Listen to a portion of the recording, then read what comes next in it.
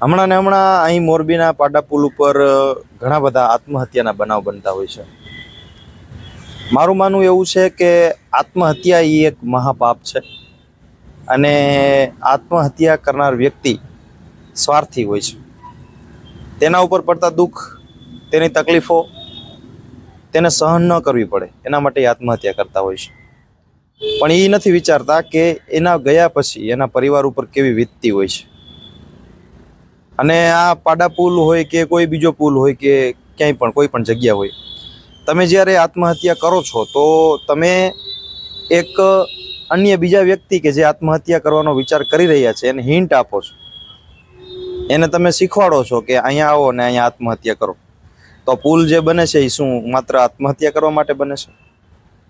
અને તમે આત્મહત્યા કરો છો એની પાછળના કારણો કેવા હોઈ શકે કે તમારાથી કાંઈ ખોટું કામ થઈ ગયું હોય અથવા તમારાથી કોઈ ભૂલ થઈ ગઈ હોય. તો ભૂલ કોનાથી નથી થતી? દરેકથી ભૂલ થાય છે. તો જે પણ કાંઈ ભૂલ થઈ હોય એ તમારા કોઈ પરિવારજનોને તમે જણાવો, તમારા કોઈ મિત્રને કહો, તો એ પ્રશ્નનું નિરાકરણ થાય છે. આત્મહત્યાથી કોઈ નિરાકરણ નથી થવાનું.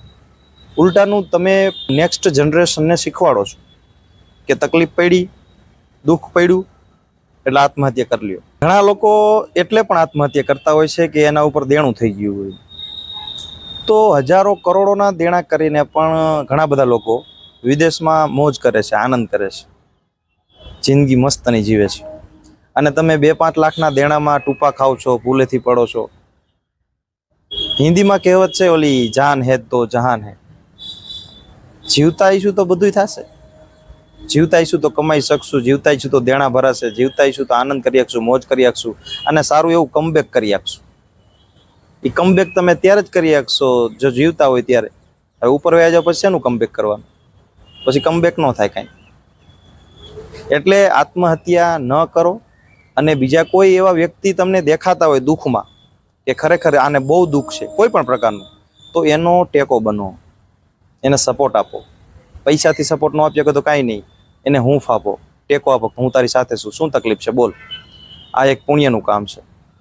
જો કોઈ આવા જીવને તમે બચાવી લેશો ને તો બહુ મોટું પુણ્ય થશે.